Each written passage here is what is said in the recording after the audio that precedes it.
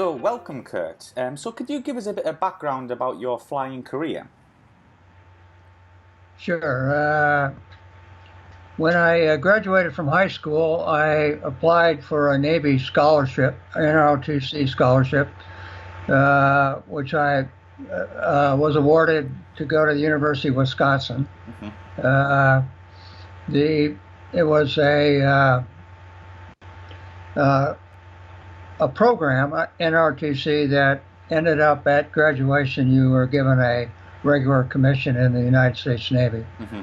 So during that program, they expose you to different aspects of the Navy, and one of them, of course, was aviation Hmm. on a summer cruise. Yeah. And I was hooked, Hmm. and so I decided that's what I really wanted to do. Unfortunately, they extended the obligation of active duty after graduation from 3.5 years to 5 years, Okay. and I had worked very hard to get a degree in mechanical engineering, and people told me if you hang on a second.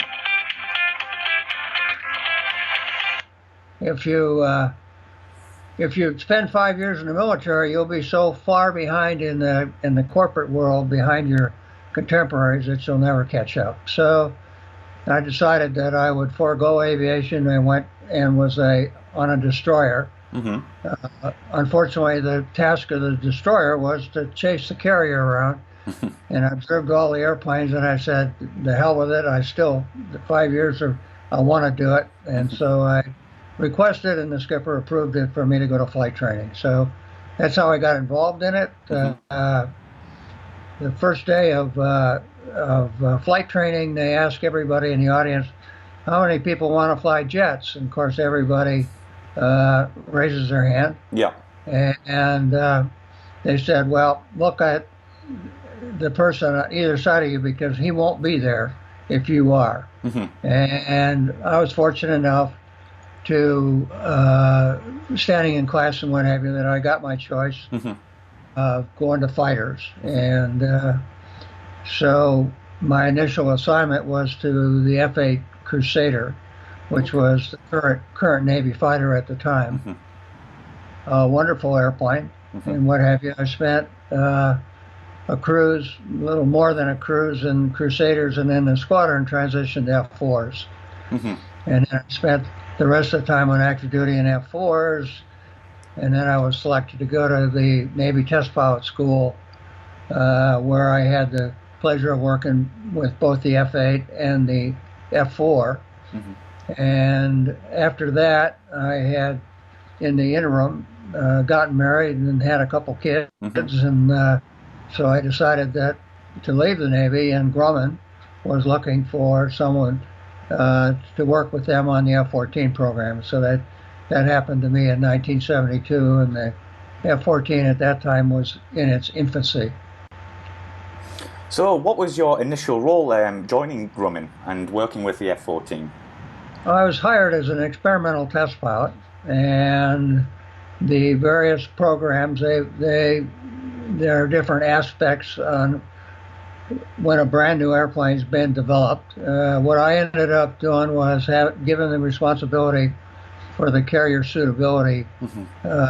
effort on the airplane, which from a contractor standpoint is essentially going to a Navy facility and demonstrating that the the strength in the airplane was adequate for the carrier-based task. Hmm. So, what was the Navy considering to be the principal threat to the carrier at this time?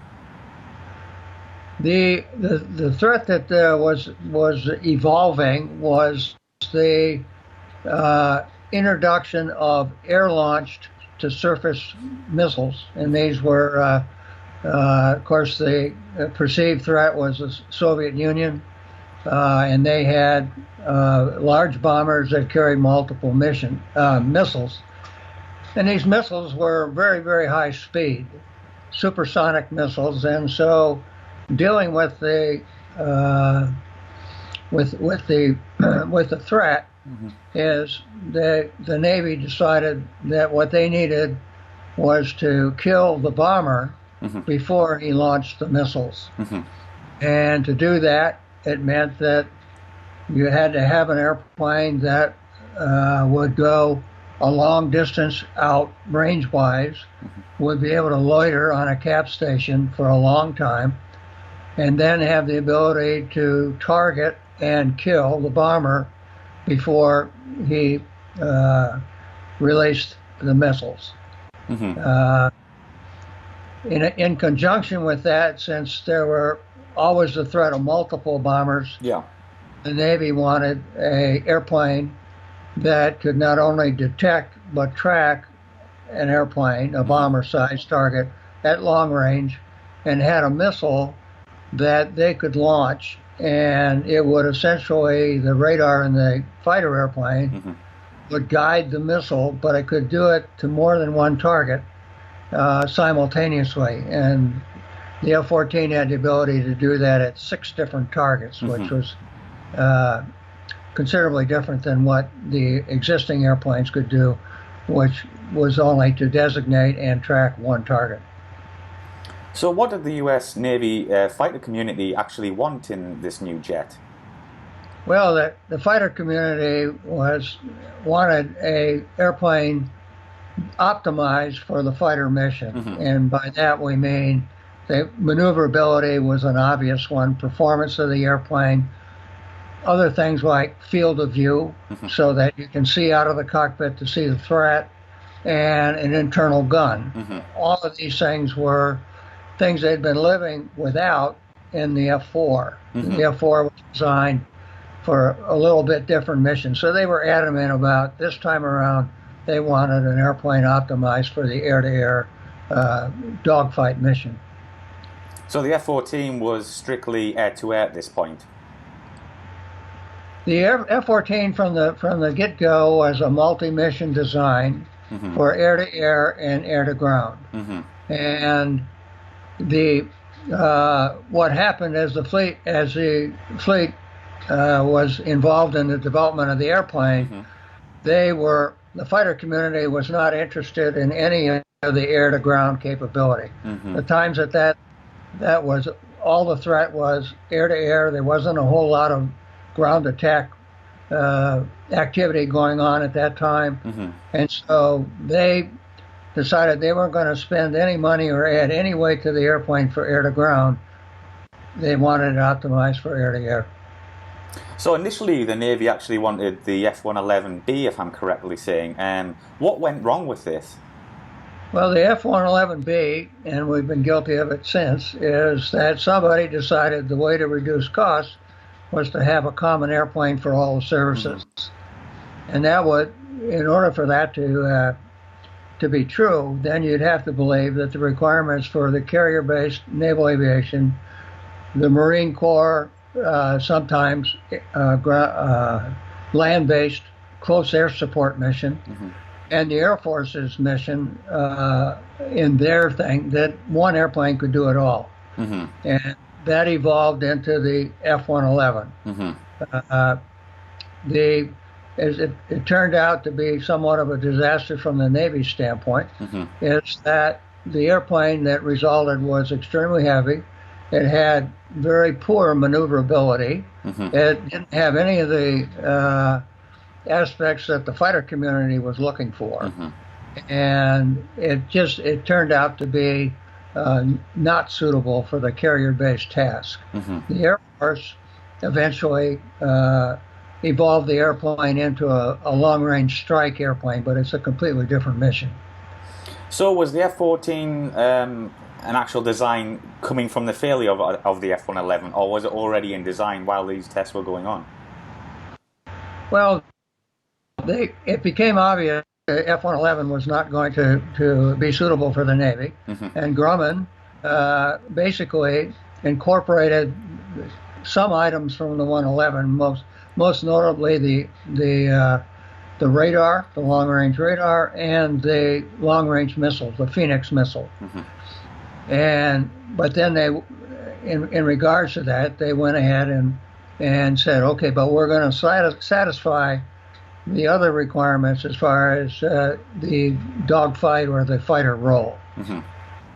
So I can imagine Grumman had a lot of design challenges. Could you name a few for us and what they actually went through? Well, yeah, basically it was to put these capabilities into a single airframe. Hmm. And the technology at the time, the F-14 utilized all the available technology, but there were things that today make everything a lot easier. Hmm. Probably the best example is the advent of the digital computer. Yes. Back then, computers were in existence, but they were analog computers, Yeah. and digital computers were not considered mature enough to be incorporated into a design. So the F-14 utilized small analog computers, but they were located throughout the airplane, and depending on what their function was. Whereas in today's design, they have everything is centralized into a digital computer, and everything controlled from one source. So that was one of the issues. And then the Navy wanted an airplane that would go to 800 knots, which is a very high speed at low altitude. Very, yeah. And they wanted a Mach number of 2.4. Mach number, those were the requirements for the airplane. But then, because it has to operate off the carrier, they wanted a carrier approach speed of about 120 knots.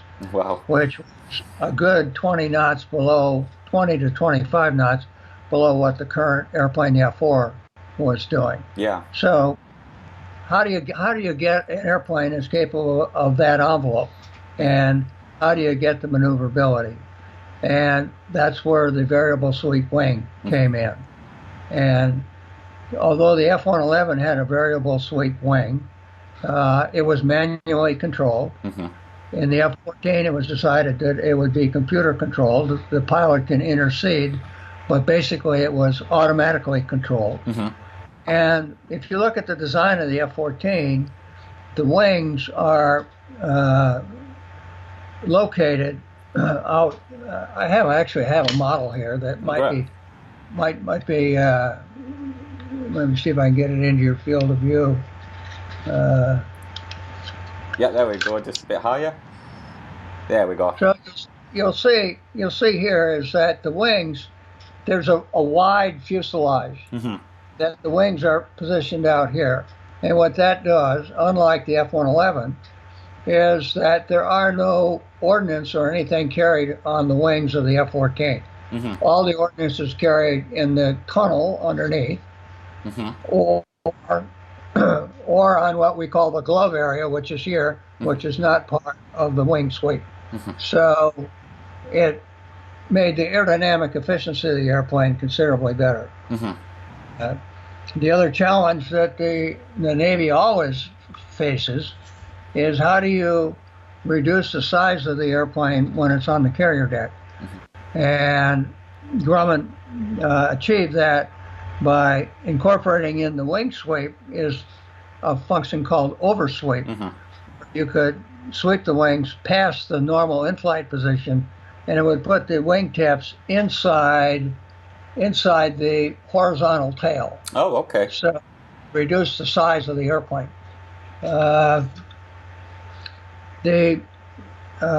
Basically, there were things that were unique to the fighter community at that time.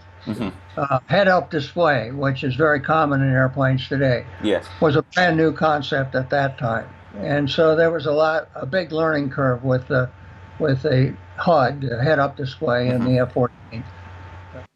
The other thing is that the Navy wanted something with long range, and not only long range, but good loiter capability. And so it had to carry a lot of fuel. And a common solution to more fuel is to hang external tanks on an airplane. Most airplanes that I can think of give up a store station in order to carry an external tank. The F-14 did not. It carried the external tanks on the engine nacelle, and so it was not a store station. So that was advantageous. The other thing that they went to with it is everybody was looking for more thrust. Yes. And the way to thrust at that time was turbofan engines to have a high bypass ratio, which had the advantage of being able to develop more thrust, but also was more economical as far as in flight, and as far as fuel efficiency.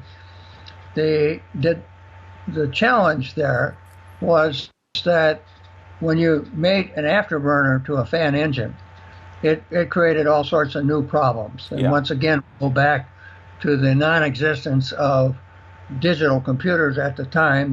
The fuel controls were all manual. And so basically, when the afterburner would be used to either to be lit off or shut down, it would send a pressure spike up the fan duct and cause the engine to stall. Well, the F-30, which is the engine that was in the F-111, was known to have very poor, what we would call operability, very prone to stalling, what have you. The Navy intent was that wasn't the engine intended for the F-14. Yes. There was Pratt & Whitney was developing an engine designated the 401, which was a higher thrust engine and modern technology. So basically, the F-14 was designed around the 401 engine with its thrust levels. Well, unfortunately, as that engine ran into huge developmental problems. Sorry, carry on. Huge developmental problems to the point that the Navy gave up on it and canceled the program. So the Navy, which had opted to use the TF-30 to get the initial development airplanes flying, but only to do that the first 31 airplanes. And from then on, it would have the big engine. Well, the big engine went away, and the TF-30 became the production engine for the fleet.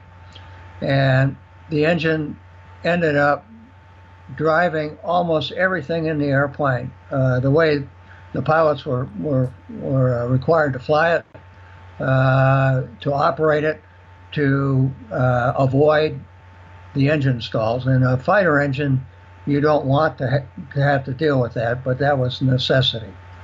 Yeah, so I was going to ask, how did the pilots actually react to having the TF-30? Did they initially really dislike it, or did they like it? Well, they loved the airplane, and the engine was the only option in town. So they learned a typical way to describe it was they learned to fly the engine, which is not the way. It's not what you want. And as a result of it, the TF-30 we had in development, it was always a challenge because the engine would stall, and it was generally a problem in maneuvering flight, but also when you're trying to expand the Mach number and go into higher Mach numbers, the engine stalls were a real problem. So what was the real actual speed with the TF-30 engine? What was the maximum you could reach in the aircraft? The design goal, or the design requirement for the engine for the airplane, was 2.4 Mach number, and we got there. Okay. And the maximum Mach that we got the airplane to was 2.41, a little bit over that. Wow. But then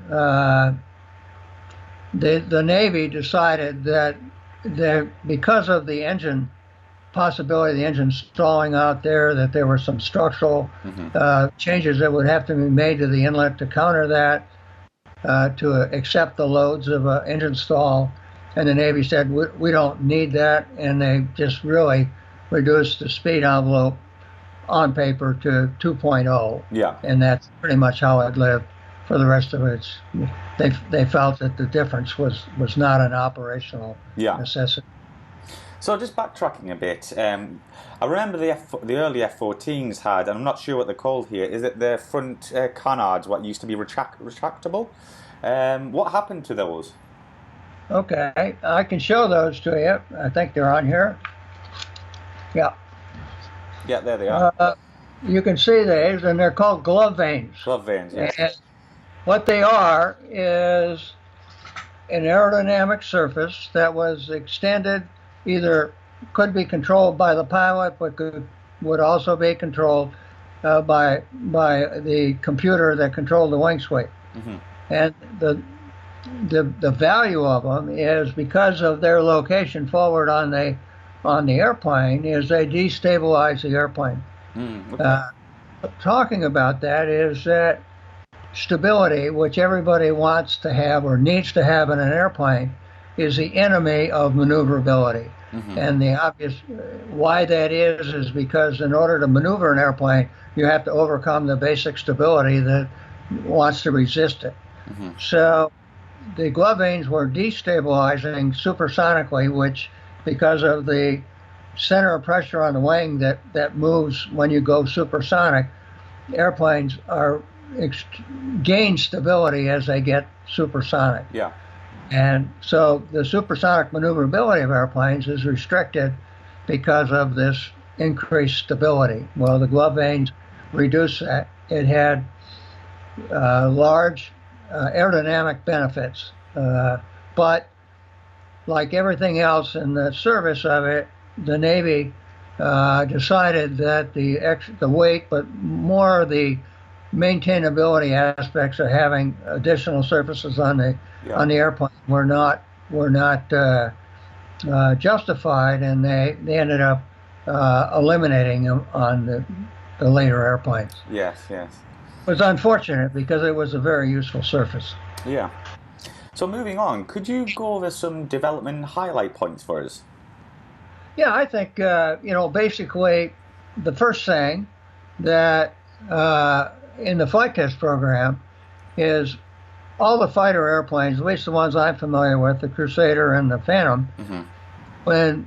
when you decelerated and slowed down with the airplane and increased the angle of attack, that's the angle of the call it the wind, if you will, the air to the wing, Mm-hmm. you'd reach a point where if you went any further, you'd lose control of the airplane. The wing would separate, it would roll off, and potentially it could go into uncontrolled flight. Wow. So the question was, where was this with the F-14? And so when the flight test program started looking at the high angle of attack characteristics and decelerating, lo and behold, is you could go all the way to full aft stick on the airplane, and the airplane wouldn't roll up. It just would be very controllable. Oh. And the reason for that was kind of explained a little bit later when we got into the structural program, because when you start to expand the structural envelope of the airplane, typically one of the limits you reach is what's called wing bending. Mm-hmm. It's a structural thing in that the wings assume as you go to higher and higher loads, the wings accept more and more load and eventually reach the strength of the wing. Mm-hmm. It would be a limitation, obviously. So on the F-14, when we got into that program, lo and behold, that as the maneuvering load was increased, suddenly the wing load started to decrease, Mm-hmm. which is certainly much to everybody's surprise because the airplane did not exhibit any nonlinearity. It was still maneuvering. Mm-hmm. And what it turned out was that the wings would start relieving because of the exceeding the angle of attack, but the aerodynamic load, the lifting, was transferred to the center body of the Mm-hmm. airplane. Yeah. And that was a big benefit of the wide-spaced engines, is that it actually became like a lifting body. Yeah. So basically what had happened is that the airplane really was nearly bulletproof as far as symmetrical G and load on it. Yeah. So I was going to say, with them all, when it was loaded up with Phoenix missiles, would that affect the lift at all?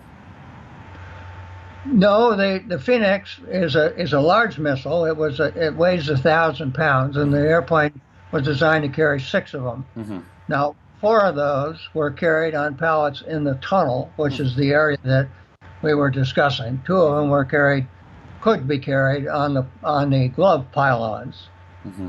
But the Phoenix or any kind of store in the tunnel really didn't affect the maneuvering capability of the airplane. And So if you start to think about it too, is that when you start to maneuver the airplane and fire and rolling the airplane and everything else, the closer to the center of the airplane that the heavy stores are, Yeah. the less effect it has, and so we got big benefits out of that as well. So it must have been very structurally safe and very strong. It was the only limitation that really came into the airplane is that on the F-14, when you roll the airplane, control it laterally, when the wings are forward, somewhat forward, we have spoilers on the wings which are used for lateral control. But then as you got the higher speeds and the wings came back, the spoilers were deactivated, and then all of the rolling moment of the airplane is created by the tails, the vertical or the horizontal tails of the airplane. These back here. Yeah. So if you can imagine this in the aft fuselage of the airplane, when you're maneuvering symmetrically, you put bending load into the aft fuselage of the airplane. But when you're rolling the airplane, you put a torque on it in order to roll the airplane. So basically, if it could handle without any problem as far as the rolling torque or the symmetrical torque.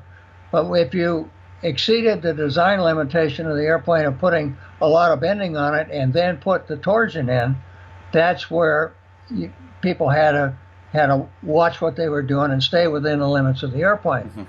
Now, this is a characteristic that in today's world would be real easy with a fly-by-wire control system, because that way the flight control computers know exactly what's going on, and it would prevent that from happening.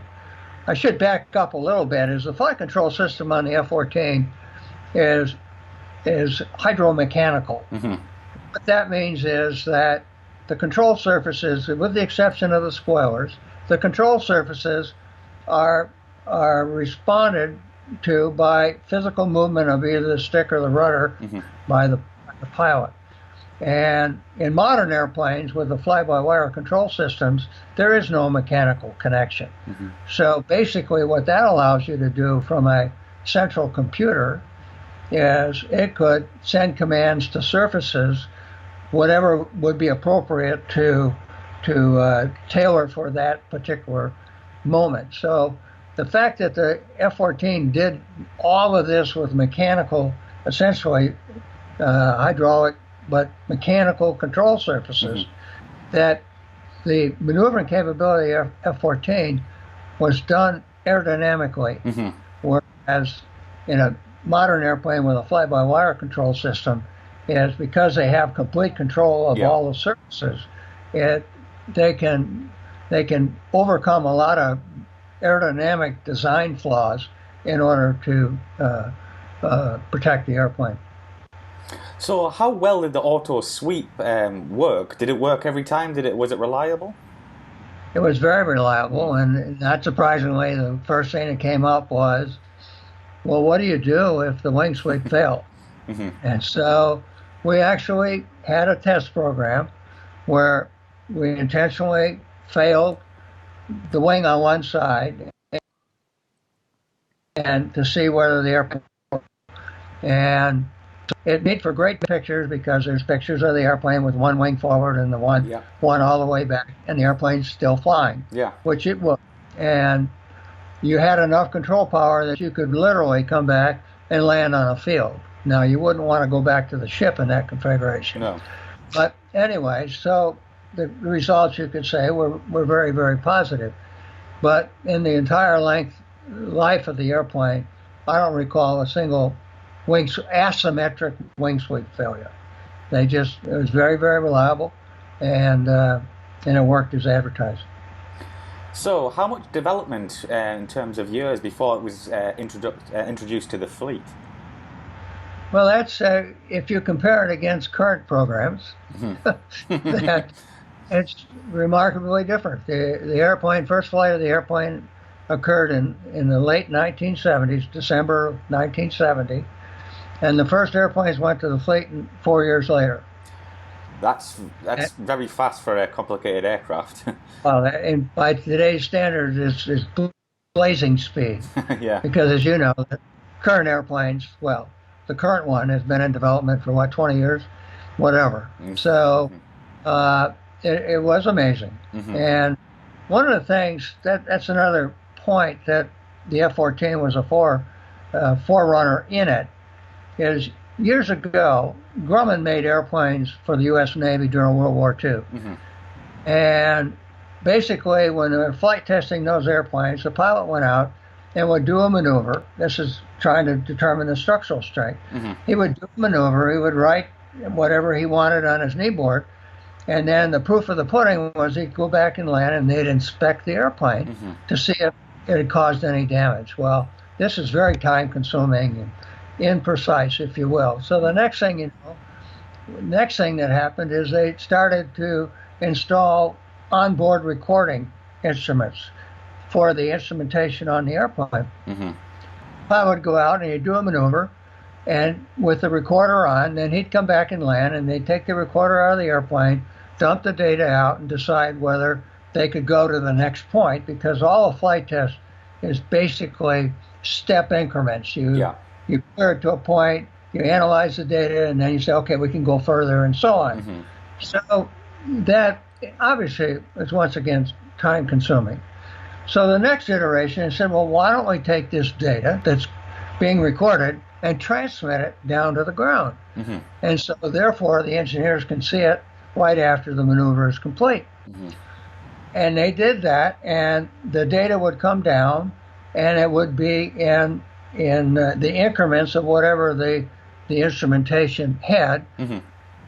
The engineers in the ground station would have to copy those down, go to their graph or their plot, and plot that and say, okay, it's following predictions, or it's higher or lower, whatever. Once again, time consuming. So the F-14 program got started. Grumman came up with what's called the automated telemetry station. And what that did is the same thing. As the airplane was heavily instrumented, all the instrumentation was transmitting the data down to the ground.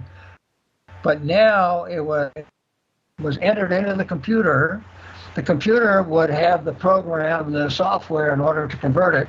And so now the flight test engineer is looking at on the computer a graph of exactly where that new plot lies in relation to the predictions.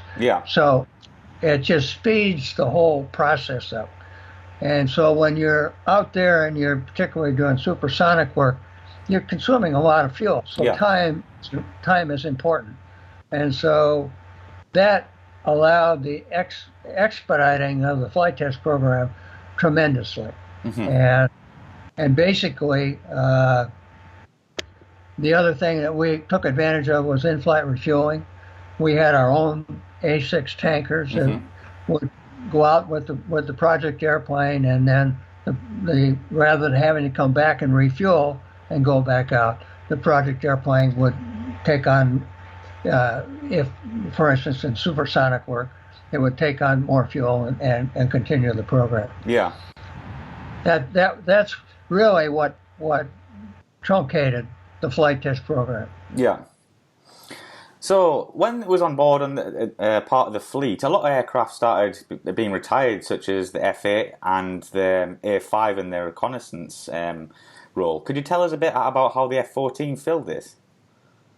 Well, that was as you stated, is that the Fleet Air Reconnaissance, which is a photo airplane that would go out and would photograph potential targets or for bomb damage assessment, was performed by the photo F-8. And then as it got older and older, the Navy introduced the RA-5C, which was a conversion from the A-5A, which never really had much of a use.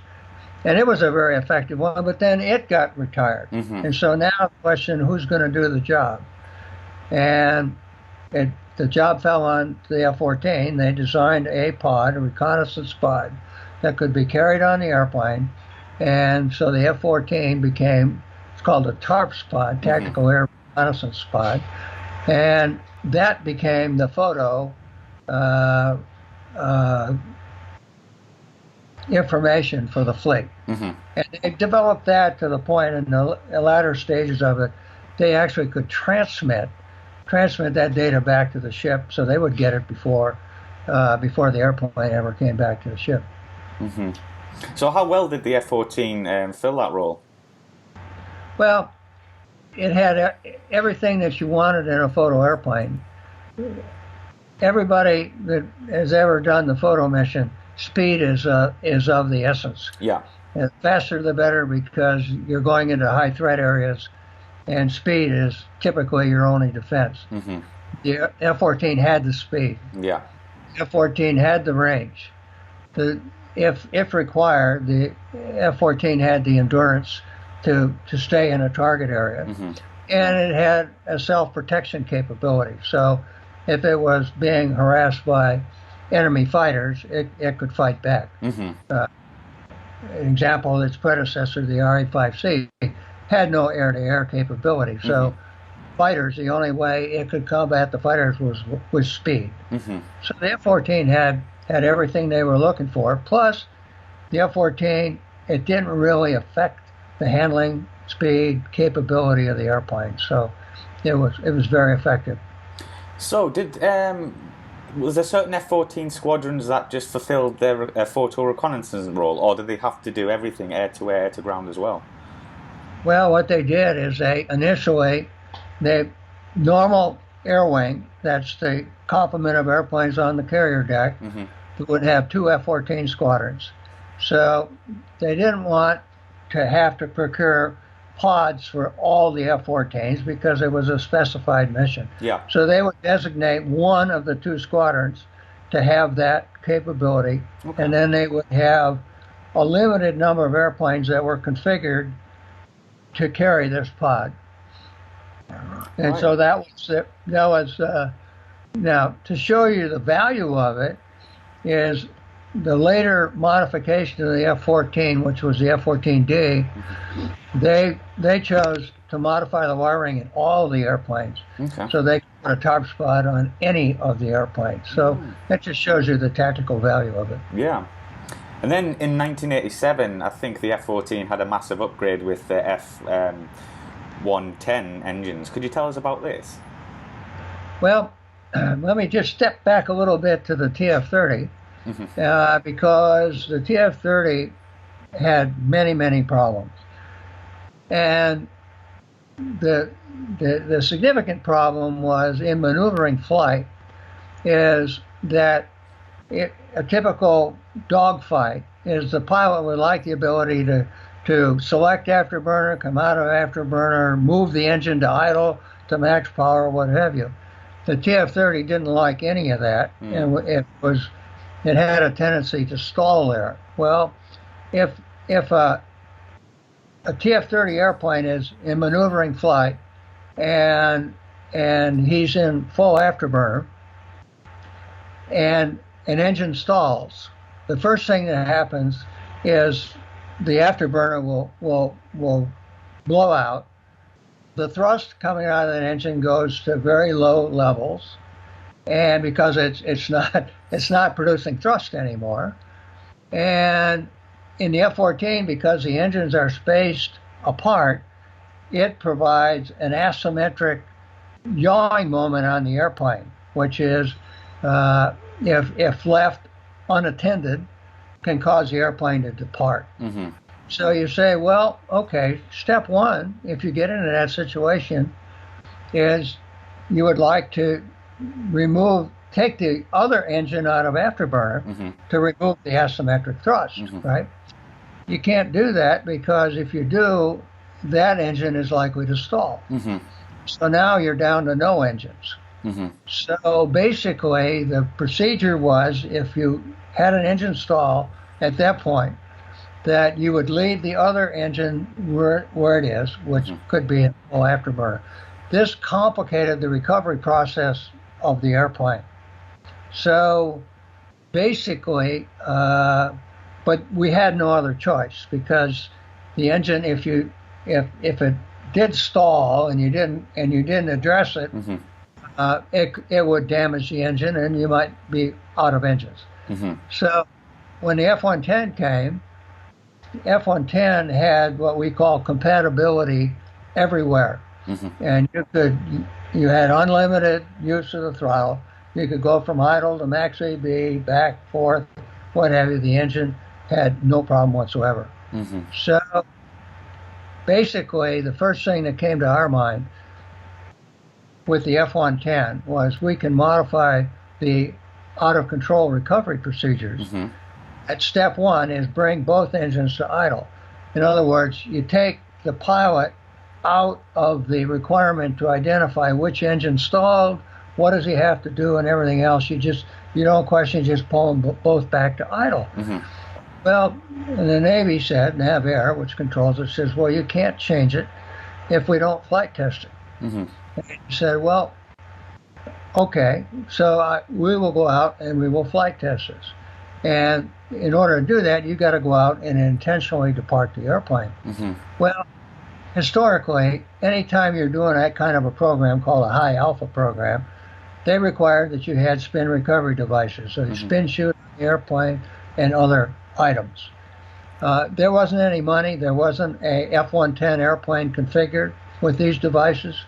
So we said, we think we can do it with our development airplane, aircraft number 7, and we can do it safely. We can go out, we can intentionally depart the airplane, and then we can institute these recovery procedures and make sure the F-110 behaves itself. Well, that program, which I had the pleasure of flying, it was marvelous. What we did with that airplane was incredible. And so at the end of the program, we said, what can we possibly do to stress the engine any more than we have? And so we decided we would try to do a maneuver where we got the airplane in a tail slide above 40,000 feet, around 45,000 feet. And so with the airplane sliding backwards at 45,000 feet, we cycled the engine from idle to max AB and back to idle, and it didn't miss a beat. Wow. So it's a marvelous engine. Well, having mentioned that, the obvious thing from a fighter pilot standpoint was the increased thrust of the F-110. It was dramatically increased the thrust, and it allowed the Navy, from the standpoint, for instance, catapult launch. The TF-30 airplane, when it had a gross weight that it was normally launched off the ship, would normally go in afterburner. Why? Because right after carrier launch, if you lose an engine, you needed enough thrust to be able to fly away. Well, the F-110 has got enough thrust that in basic engine, so they could launch the airplane in basic engine rather than afterburner, which is a big fuel saver because you're not required to use the afterburner for launch. So the F-110 made the airplane a different airplane. It was loved by everybody that flew it. The only people that are unhappy are F-14 pilots that left the community before the F-110 arrived. And then in 1990, the F-14D was introduced. Could you tell us a bit about the improvements on this model? Well, the F-14, weapon system-wise, had essentially, from the early 70s when the airplane was developed, until then, had really no significant upgrades to the weapon system. The threat, as everyone knows, increases. Capabilities that you'd like to have increase and what have you. So there was a plan to replace the radar, the AUG-9, which is essentially an analog radar. They went with an APG-71, which is a digital radar, much more capable. Cockpit displays were changed. There are a lot of subtle little things inside the airplane in the cockpit. Unfortunately, as always, there were fiscal constraints on the upgrade. Whereas, I'll use as an example, when the Air Force decided they wanted to make an attack airplane out of the F-15 C, which is a fighter, and they wanted to make the E, which is a ground attack airplane. They essentially gutted the airplane and put all brand new stuff in it. Well, the F-14 going from the A and the B to the D wasn't the fiscal constraints were much stricter. So they did put things in to give it the capability, but it was much more of a patchwork kind of thing. But the evolution of the F-14 initially was fleet air defense, and that's really what the Navy used it for. Then Desert Storm came along, and Desert Storm was all about ground attack. And Desert Storm was the first introduction of smart weapons. And we all know what smart weapons are. And so if you can only carry dumb weapons, nobody wants you anymore because they're never sure you're going to put the bombs where you're going to have them. So the F-14 guys started to think a little differently about, hey, we're out here for combat air patrol and what have you, but we're really not getting into the action, so to speak. And the solution was to put a smart weapon capability on the F-14. And the fleet did it pretty much by themselves. They installed a pod on the airplane, which was a laser targeting pod called Lantern. It was an Air Force pod. It existed already. They integrated it into the F-14, which gave them the ability to drop laser-guided weapons. And that transformed the whole mission of the airplane, because here now you had an airplane that, number one, could carry very large weapons. The airplane can carry 2,000-pound bombs, which are about as big as they have. It can carry 4 of them in the tunnel. It can carry a greater number of 1,000-pound bombs, or even 500-pound bombs. And it has a second person in the airplane that can run the targeting and what have you.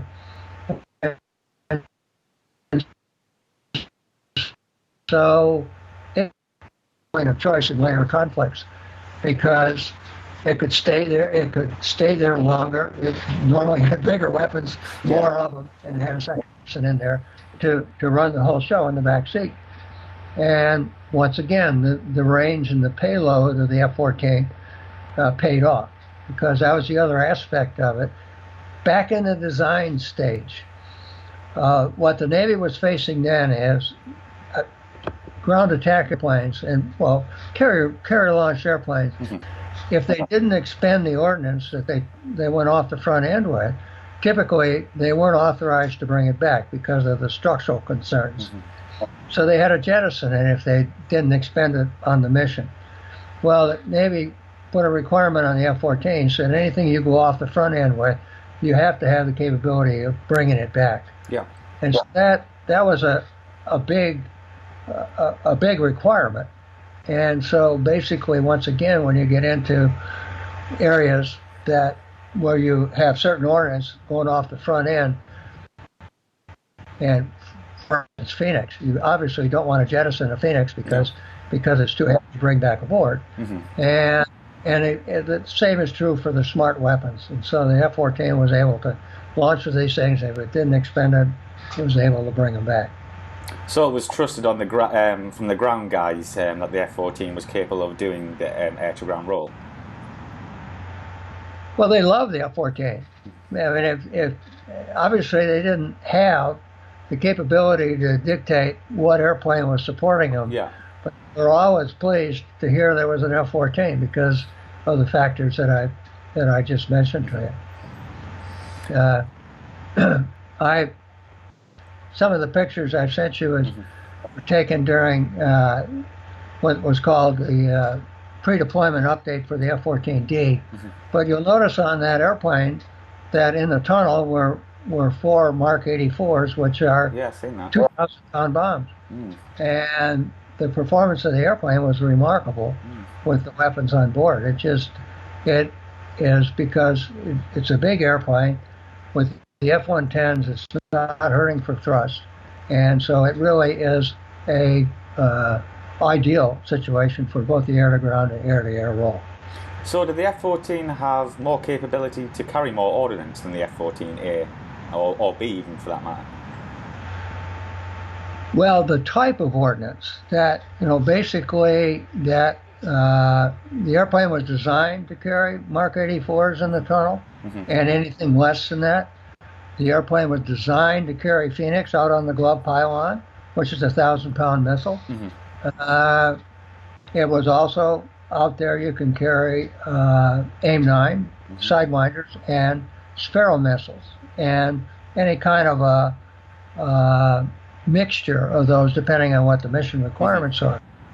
And you'll notice in that picture, you may notice, is the airplane has HARM missiles on the pylons. They wanted to investigate that, and so we cleared HARM on the airplane to the limits that the missile manufacturer allowed. But then the software never really got into the airplane. They decided they didn't have the money to do that. So you'll never see an operational F-14 with a HARM on it. But I remember during that program, the performance of the airplane was so impressive that we would get out to the carriage limits of the HARM and we'd be at partial power. And so we contacted the manufacturer and said, well, we can carry the HARM faster than what you're clearing it to. Why do you have that? What constitutes the carriage limit? And the answer was, we've never had a platform that could achieve the speed that we cleared it to. Yeah. So it really impressive. Because what aircraft was carrying them? Was it the F-4, maybe the F-16 at that time? The Navy would put it on their attack airplanes. Okay, right. I'm sure the F-18 carried it and whatever. So it was. The interesting thing is the HARM is the effective range of the HARM is not its ability to receive a signal. In other words, if a radar is emitting, it can see the radar from a long way out. But can it get there? Well, it has a rocket motor in it, but does it have the range? Well, that range is impacted by how fast and how high are you when you launch it. And of course, the F-14 could have beat anybody else as far as being high and fast, and it would have increased the effective range of the HARM. So, yeah. So then in 1990, I think the Navy wanted to buy more F-14Ds, but they were refused by the Defense Department. Is this true? Yes. Basically, there's a lot of stories out there exactly what happened. I think it's accurate to say that if the Navy had been able to act unilaterally, in other words, they requested more F-14Ds. There was a feeling within the Department of Defense, and how much of it was political, I won't get into that, but the decision was that the Navy was going to save all sorts of money by just going with F-18s and cancel any future production of the F-14. I think there's a lot of people that regret that decision, but nevertheless, what people have to understand is once an airplane comes out of production, it's never going to go back into production. Of course, yeah. But it seemed by the time it was retired in 2006, it was at the top of its game, so it seems such a shame. I think most people will admit that of all the airplanes in the airway, which one is the most effective, and I think most people would vote for the F-14. Yeah, and it's beautiful as well. Yeah. So just going back to a bit about your career, you were actually the chief test pilot until, is it 1995? Yes. Uh-huh. Could you tell us a bit about that? What your actual role was?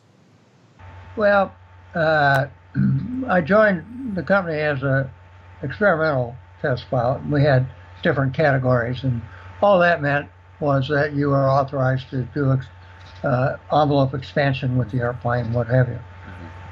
And I had been sent out to California to work with the weapons system out there at Point Mugu, and our chief test pilot at the time was Chuck Sewell, and he unfortunately lost his life in a vintage airplane. He was flying an airplane that was a World War II Navy airplane. So when they were out of chief test pilots at that point, and so they offered me the opportunity to come back to New York and become the chief test pilot, and then from there I ended up having the whole flight test thing, and then we had was the important part of it. I think the most rewarding thing is working with the fleet. These are the guys that are out there with your product. Yeah. And sometimes they will encounter things that nobody else had thought about and what have you. And so I'd like to think that Grumman was very, very responsive to fleet inputs. When the fleet had a problem where they wanted a modification, Grumman would do to the best of their, within the constraints of having the funding and what have you, that to make the modifications that the fleet was looking for. Sounds like you had a great career with Grumman then. Grumman was a unique aerospace company, mainly because it was non-union. And typically all the large manufacturers, even today, are union shops. And what does that mean? It means that there were numerous attempts by the union to come into Grumman, and the management was smart enough to keep the employees very, very happy, and therefore they wanted no part of the union. And the benefit of that is that typically when we would take an airplane on the road for a project, that we would have a relatively small crew, because our electricians would, if we had an engine change, they'd be down there working with the engine people, and everybody was pitched in when anything needed to be done. I had a short exposure to the union environment while I was still in the Navy, because I was flying a airplane supported by, at that time, McDonnell Douglas, and I found there that the union rules were such that even small things like putting a ladder up on the side of the airplane for the crew to get in and out, if you were not a designated plane captain, or say you were an electrician, you couldn't do that, or you suffered consequences if you did, because you violated the union rules. So, not a way to run a business in my mind. No. So, did you have any scary moments or memorable moments while being a test pilot? I'm sure you probably did, but too many to talk about. Well, it's interesting because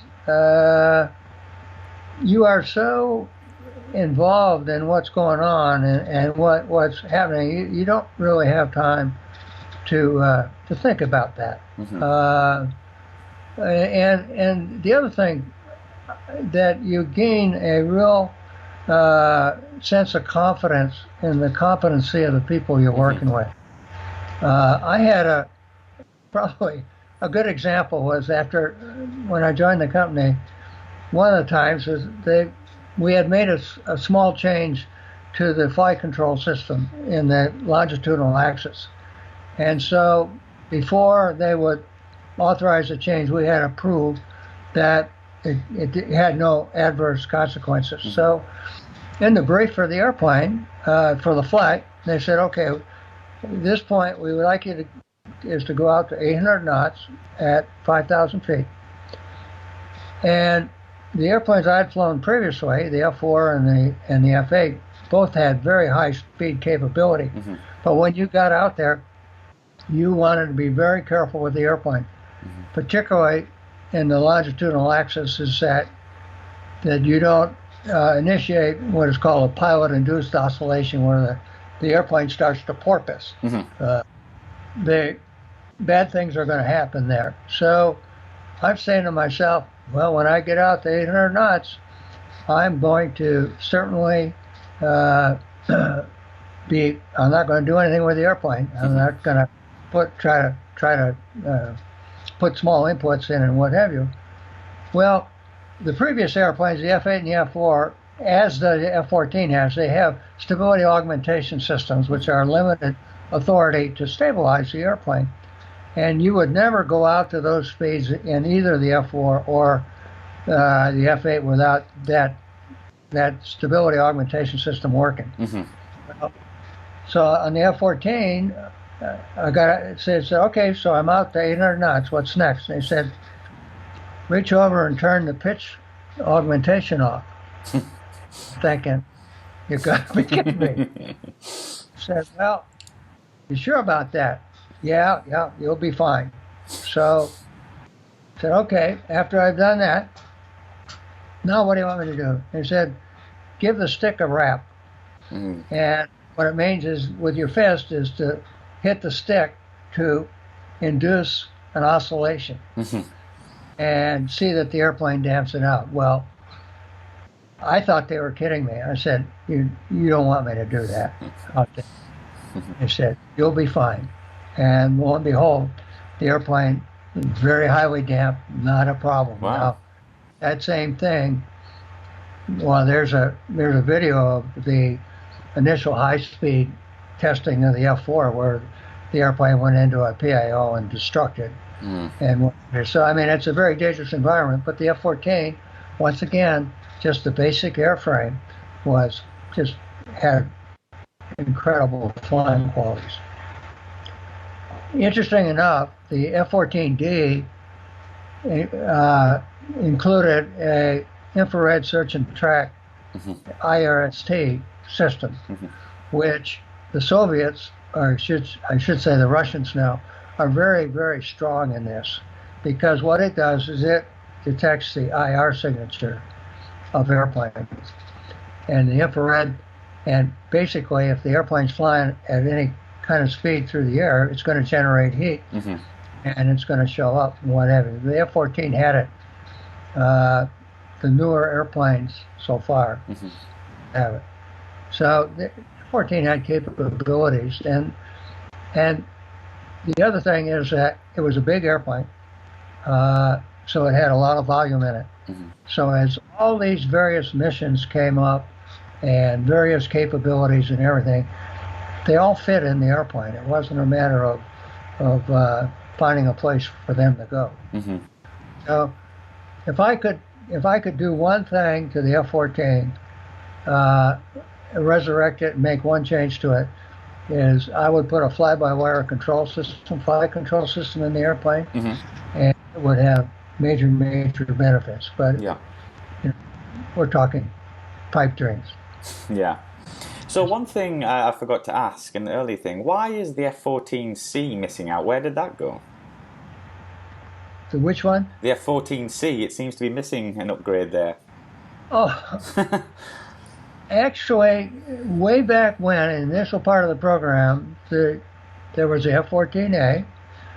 Then the F-14B was a planned upgrade, which I believe was part of that was the 401 engine. And then there was a C that developed. So there was an initial plan. There was an A, a B, and a C. Well, that went by the boards very, very quickly. So the B eventually became an A with F-110 engines in it.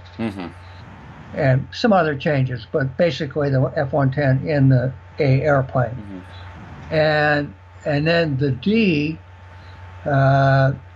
was the avionics, the radar upgrades, and the ejection seats were changed. There were significant changes to the D. Now, where did the C go?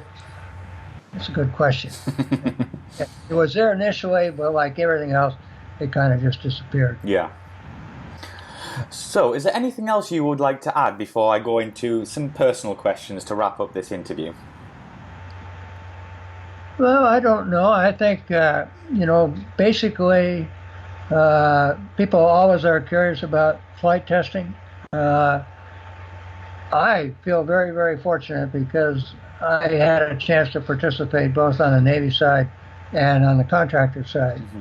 And a good example of that would be in carrier suitability, because on the Navy side, you get to go take a new design to the ship and determine how slow you can shoot it off the catapult. And it's a long process, but it's very, very interesting, and a lot of people aren't even aware of it. But when you get down to trying to determine what the minimum launch speed is, that they actually get to the point where, to control the speed that the airplane sees as it goes off the catapult, they actually change the speed of the carrier to give it the correct speed. But anyways, when you determine that, then the fleet will never, ever be shot off within 5 knots of that. And then typically, they'll give them 10 to 15 knots extra. So that's the responsibility of the Navy pilots. And then when you get on the contractor side, it's your responsibility to demonstrate that the airplane has the structural strength to perform the carrier-based mission. The Navy, everything is controlled aviation by Naval Air Systems Command, and they write the requirements for demonstrating the airplane. And I think they're very sadistic people, because they come up with things like, well, we have to verify that the structural loads are acceptable in accordance with what the spec is. The typical carrier landing, and most people I think are aware, Navy airplanes don't flare; they just fly a constant rate of descent to touchdown. Required to do that because of the precision required of where they touch down. So a typical on a fleet airplane is probably landing in the area of 12 or 13 feet per second, which is fairly good descent rate. But the design requirement for the airplane to give it margin is over 25 feet per second. So when they determine these limits, there's no, unlike some of the others which have a 1.5 safety factor, the carrier suit design thing does not.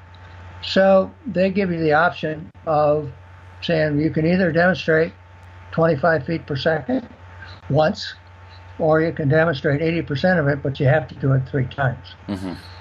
And so you say, why do they make it 3 times? What do you learn after you've done the first one?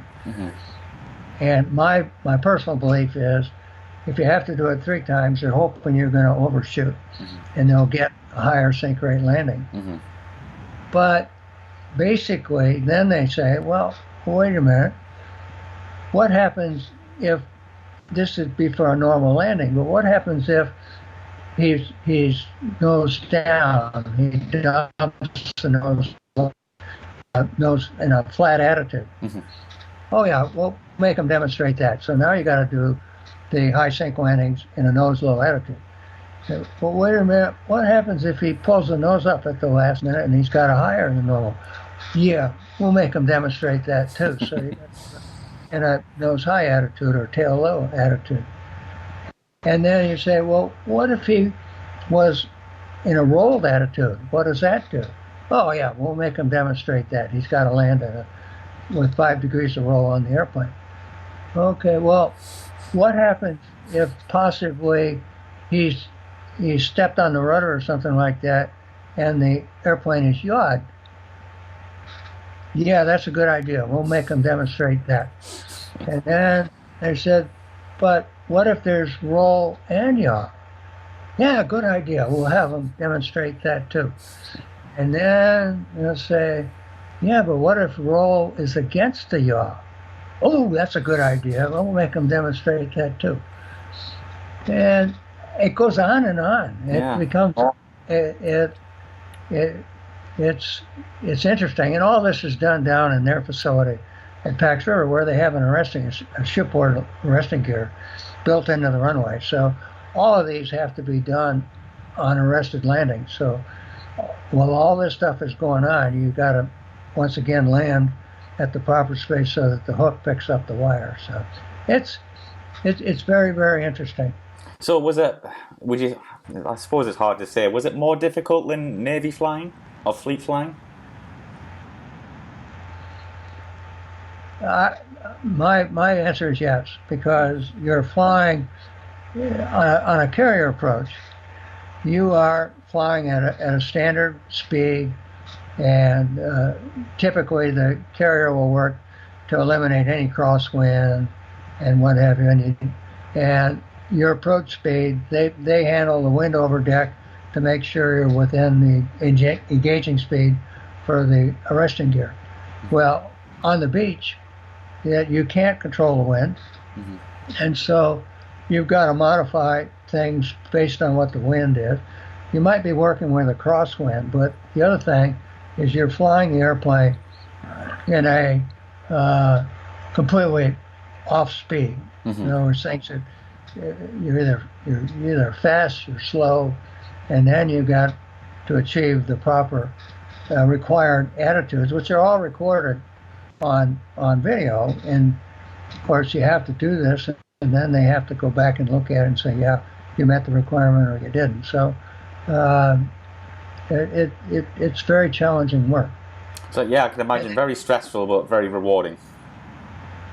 It is, and they, basically what we did at Grumman is if it was considered hazardous, extremely hazardous, we would not put a second person in the airplane. We would fly it just with the pilot. And so for the whole carry suit program, I had what is known as an anthropomorphic dummy in my back seat, which was life-size, weight, and what have you, and he had flight gear and everything, but he rode around in the back seat. And and from the outside, it looked like a normal guy in there, except he obviously didn't turn his head or look around. People always wondered, but basically, I think that's one of the things is that I probably have more single seat time in the F-14 than anybody else had, just because of the length of the program. Okay, another important characteristic for any carrier-based airplane is range and endurance.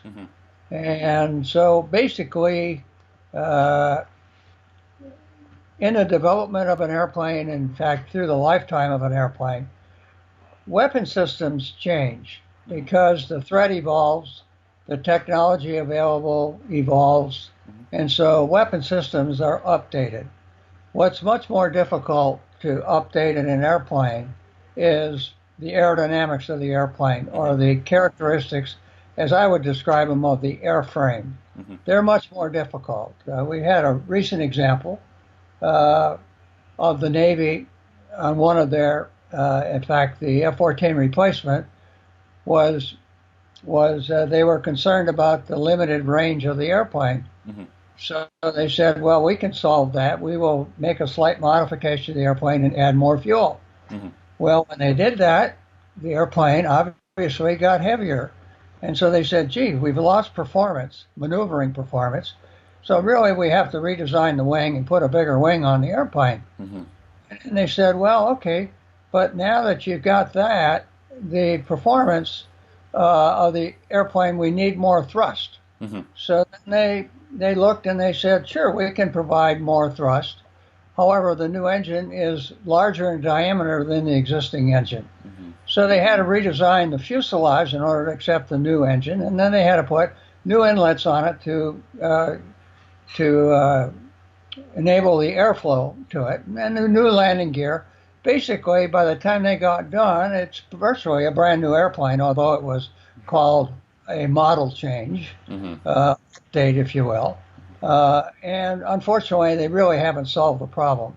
So what I'd like to do is just take these considerations and look at the F-14 program as a whole. Basically, the first question a person has to ask is, did the airplane meet the threat? And I think unequivocally, the F-14 did in fact meet the threat that it was designed for. Did the airplane evolve during its lifetime to changes in the threat? And the answer to that is obviously yes. Not only upgrades to the radar and what have you, but also the inclusion or the development of a very, very effective air-to-ground capability and photo capability. So, and then the next thing you have to ask about any given airplane, how long was it in service? And in case of the F-14, I think I calculated it's 36 years from the first flight of the airplane until the retirement. So that's a long span, particularly for a fighter. Definitely, yeah.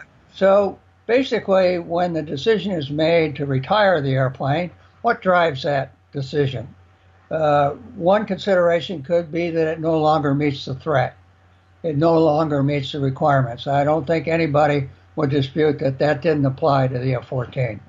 The next thing is there was a better option available, another airplane that could do the same mission or better, and at a more economical cost. I think that has been put to bed as far as the F-14 goes. And then the one that has control over is the airplane could be retired because of the political environment. That some politician somewhere decides that they're no longer going to produce that airplane. They're going with another one. And it doesn't matter what the operators of the airplane, in this case the U.S. Navy, wants. It doesn't matter. The politicians know better. So basically, I want to point out with the F-14, the thing that amazed me is the last airplane that we produced on the line looked remarkably like the first. It did, yeah. I'm addressing not necessarily the weapon system. I'm addressing the airframe and what have you. The major change were bigger engines, but as we've discussed, that was part of the original plan for the airplane. So really, the last airplane we produced looked remarkably like the first one. So if you add all this stuff up, I think I can very confidently say the F-14 program the Navy's ever had. Well, it's been a pleasure, but do you mind if I ask you some more personal questions so we can get a personal side of you? Sure. So, do you have any hobbies? Go ahead. Yeah, we live in the Northwest, and it's the ideal spot for boating up here. So we're into that. We have the opportunity here to take advantage of Mother Nature. We have crabbing and prawning and fishing and cruising and what have you. So boating is a primary occupation for us now, recreation-wise. Sounds very tranquil. And then occasionally I get technically challenged, like someone asked me to use Skype, which I have no idea. Yeah, you can blame me for that. So, is there an aircraft you wish you could have flown or tested? Yeah, everybody has a favorite airplane. The Crusader, which was my first fleet airplane, I always loved that airplane. There is a good example of an airplane that was very, very demanding to land on the carrier. But the fighter pilots were more than willing to accept that challenge to get the performance that the airplane offered. And of course, I spent so much time with the F-14, and I don't have any loyalty left for any other airplane. I can imagine, yeah. Between those two, uh, we had Grumman participated. We designed and built a technology demonstrator, the X-29, which is a forward swept wing airplane. Mm-hmm. And I had the pleasure of being the project pilot on that. And it was very, very challenging, interesting, and a great experience. So I guess through my association between the Navy and Grumman, there's not another plane out there that I said, gee, I wish I could have flown that one. I'm going to ask you a question from one of our viewers. How did the F-14 compare to the F-15? Well, the Air Force, when they designed the F-15, they had one design requirement, and that was to optimize it as a fighter. I'm talking about the initial design for the F-15. Yeah. The Navy, as we've discussed on the F-14, had other requirements: the fleet air defense, the long range, the big missiles, and everything else. So initially, the thrust to weight, which is always an important thing in a fighter, advantage really went to the F-15. Mm-hmm. So basically, until the F-110 arrived and the F-14, and I would say that a proficient F-14 guy would not be intimidated at all by the F-15. Mm-hmm. The F-15 is a fine airplane, but that initial advantage of a much better thrust-to-weight ratio went away once we got the F-110. Mm. Do you ever get sick of talking about aviation? No, there's a great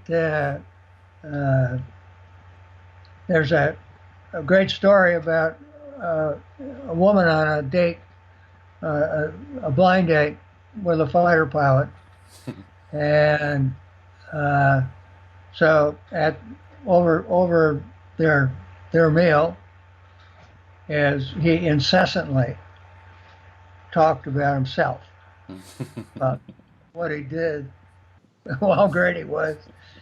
And she was about at the end of her chain when he said, well, enough about me. Let's talk about airplanes. Oh, I like that. That's a good one.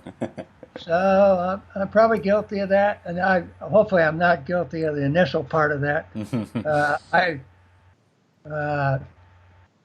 I have a great appreciation for the quality of people that I had the pleasure to work with through my whole career, and it made everything challenging, fun, and in my mind, relatively safe. So I just feel very fortunate to have had the opportunity.